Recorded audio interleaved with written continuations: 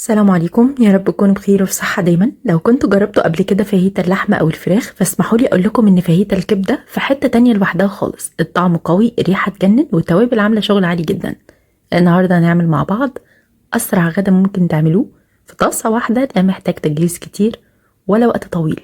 غدا مثالي للمستعجلين والمغتربين، ولأي حد عايز أكلة سخنة وطعمها رهيب، وفي أقل من نص ساعة بس. خليكم معايا علشان نعمل أحلى فاهيتة كبدة هتاكلوها في حياتكم. هنسمي الله ويلا بينا نبدأ في الوصفة. طاسة سخنتها كويس جدا على النار وعلى أعلى درجة حرارة، بحط 4 معالق كبار من الزيت، وبنزل كده بكام قطعة من اللي هي الضاني، وبقلبها كده في الزيت لحد ما لونها يبدأ يتغير معايا وتحمر. ممكن تستبدلوا اللي هي بمعلقة كبيرة من السمنة أو الزبدة، بس إضافة اللي هي بتدي ريحة خطيرة، تحسوا كده كأنكم واقفين على عربية كبدة في الشارع. أول ما اللي هي عندي بتتغير لونها كده وتحمر، بركنها على جنب وبنزل بنص كيلو من الكبدة. عايزة أقول لكم الكبدة ما بتتغسلش، لان لو اتغسلت بتزفر. احنا بنحطها في مصفى وننزل عليها كده بكام معلقه من الخل، كده شويه خل صغيرين، وهي بتصفي الخل بتاعها ده. اول ما بحط الكبده في الطاسه مش بقلبها خالص، بديها صدمه كده لحد ما لونها يبدا يتغير معايا، وبعدين بقلبها على الناحيه التانية. لو قلبناها في الاول على درجه حراره هاديه، الكبده هتنزل السوائل بتاعتها، فهتلاقوها بعد كده ان هي بتشد معاكم. عايزين نحتفظ بالسوائل بتاعتها جواها، فبنحطها على درجه حراره عاليه ومش بنقلب فيها في الاول لحد ما لونها يتغير. هنا كان يعني شبه كده كلها اخدت لون موحد. هننزل بالتوابل بتاعتنا. عندي معلقه صغيره من الملح والكمون والكزبره الناشفه، ونص معلقه صغيره من الفلفل الاسمر، والشطه اختياري لو حابينها تكون حاميه شويه. كمان عندي ربع كوبايه من الخل، وعصير ليمونه كبيره. هنقلب بقى كل الحاجات دي مع بعضها، مش هحتاج اكتر من كده. في توابل الكبده بتتباع جاهزه لو انتوا حابين تحطوها، بس انا يعني حطيت التوابل دي من البيت عشان لو مش متوفر عندكم. عايزه اقول لكم مش بنحتاج نضيف اي حاجه تانية خالص. هنقلب بقى كويس جدا كده لحد ما تبدا هي تشفشف كده معايا، وتحسوا كده ان هي بدات تدخل في السوا. بركنها على جنب وبنزل بمعلقه كبيره من الثوم المفروم ناعم. هنقلب التومه كده لوحدها على جنب الاول لحد ما ريحتها عندي تبدا تظهر كده وتطلع.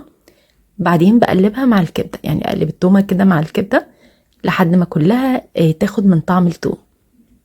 بكون مجهزة في الأول الخضار بتاعنا اللي هحطه عليها. عندي فلفل ألوان واحدة كده من كل نوع، واحدة تكون صغيرة مش كبيرة قوي. عندي كمان بصلاية حجمها متوسط، وقرنين من الشطة لو عايزينها تكون حامية، وكام فص من الثوم والكزبرة الخضراء. بقطع الخضار بتاعي كده لشرايح رفيعة خالص، لأن أنا هحطه في الآخر، فعايزة يكون ما ياخدش وقت في التسوية، وفي نفس الوقت يكون فيه قرشة بسيطة.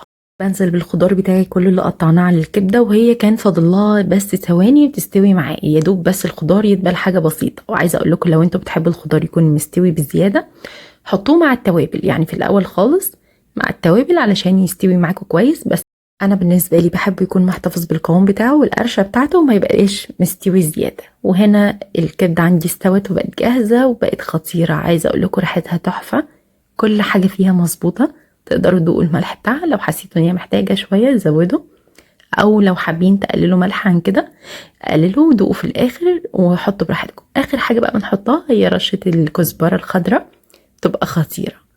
وعلشان نظبط الاكله دي اكتر ونعلي التست بتاعها كمان، لازم كده جنبها شويه سلطه طحينه خطيره. عندي كوبايه الا ربع من الطحينه البيضه، بنزل عليها بنص كوبايه من الميه، ميه عاديه خالص من الحنفيه، مش ميه دافيه ولا اي حاجه. بس مش بنزل بالميه كلها مره واحده، شويه بشويه كده وبقلب. انا طبعا القوام بتاعها لسه تقيل، فبنزل بباقي كميه الميه.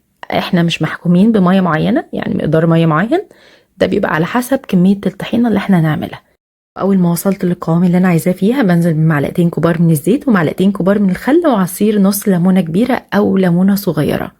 بالنسبه للتوابل فعندي نص معلقه صغيره من الملح والكمون والشطه لو عايزينها تكون حاميه شويه، وربع معلقه صغيره من الفلفل الاسمر والكزبره الناشفه، وكمان رشه من البابريكا المدخنه لو عندكم برضو.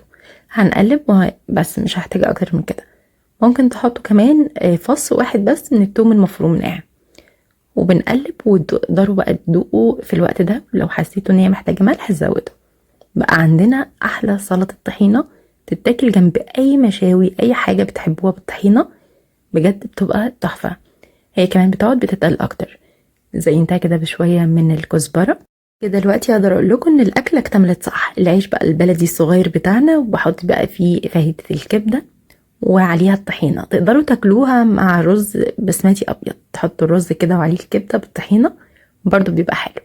بس انا بالنسبه لي لا عيش فينو ولا رز، احلى حاجه العيش البلدي الصغير ده مع الطحينه كده على الوش. بصوا سندوتش بجد ينسيكوا الدنيا كلها. جربوا الاكله دي على ضمانتي، متاكده ان هي تعجبكم جدا، واستنوا مني فيديو جديد نعمله مع بعض. والسلام عليكم ورحمه الله وبركاته.